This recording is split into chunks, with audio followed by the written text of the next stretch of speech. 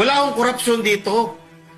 Wala akong utang ang Davao City kahit isang kusing. Walang utang sa bangko. Ibig sabihin, we efficiently collect the taxes sa tao, sa mga businesses, and then use that money for the benefit of the people of Davao City. Bago lang tayo, inaprubahan natin yung ating mga senior citizen. From 1.5 yung kanilang annual subsidy, dinagdagan natin ng another 1.5, so magiging 3,000 na ang kanilang annual subsidy. Ang ating mga PWDs, ibigay tayo. Ang ating yung mga single parent, nagbibigay tayo ng mga tulong. You know, all of that. Ang dami nating project for the city para sa mga taong bayan.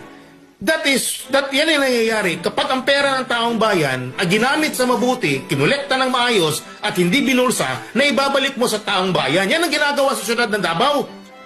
Opo. Kaya minsan, naiinis kami, na sa dami ng bilyong-bilyong pera na nakukolekta ng buwis sa national coffers, doon lang sa bulsa ng mga iilan.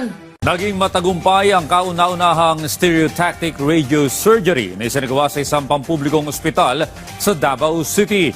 Yan ang ulat ni Jaira Montes Alice ng PTV Davao.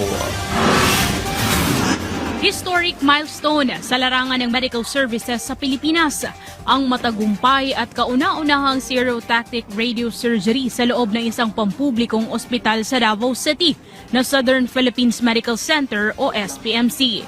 Ang stereotactic radiosurgery ay isang highly precise, non-invasive medical procedure na gumagamit ng radiation para matunaw ang mga maliliit na tumor sa mga apektadong bahagi ng katawan gaya ng utak, spinal cord, baga at iba pa. Makatutulong ito para hindi maging sanhi ng cancer ang tumubong tumor sa katawan.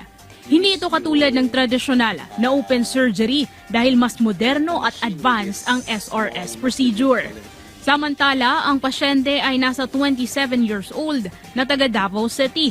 Isa siyang virtual assistant at nirereklamo nito ang pagsakit ng kanyang mata at ulo.